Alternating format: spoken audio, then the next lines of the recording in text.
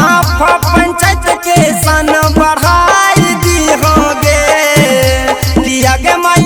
माफ पंचायत के सन बढ़ाई दी होगे कि भैया श्याम यादव के मुखिया बनाई दी होगे कि भैया श्याम यादव के मुखिया बनाई दी होगे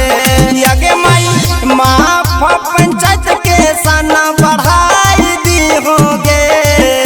किया गे माई श्याम यादव के मुखिया बनाई दी होगे किया गे माई श्याम यादव के विजयी बनाई दी होगे। सबका साथ सबका विकास देने के लिए आ रहा है श्याम यादव जिंदाबाद जिंदाबाद जिंदाबाद श्याम भैया जिंदाबाद। किया गे माई श्याम यादव के विजयी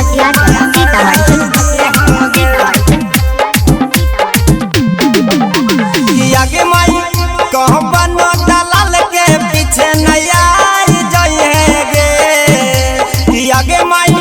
कहबन दलाल के पीछे नया जइगे किया गे माई श्याम यादव के मुखिया बनाई दी हैगे किया गे माई श्याम यादव के विजयी बनाई दी हैगे आगे माई सोचल सपनमा भैया पुराई देथुन गे किया गे माई श्याम यादव के मुखिया बनाई दी हैगे किया गे माई श्याम भैया के विजयी बनाई दी हैगे। सबका साथ सबका विकास देने के लिए आ रहा है श्याम यादव जिंदाबाद जिंदाबाद जिंदाबाद श्याम भैया जिंदाबाद। किया गे माई श्याम यादव के विजयी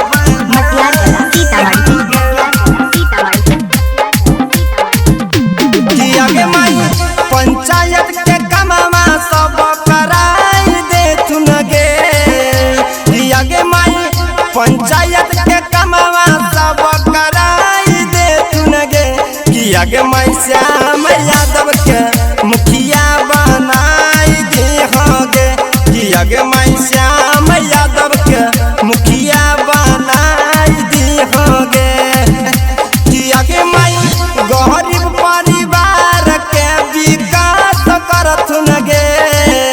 किया गे माई श्याम यादव के मुखिया बनाई दी होगे किया गे माई श्याम भैया के विजयी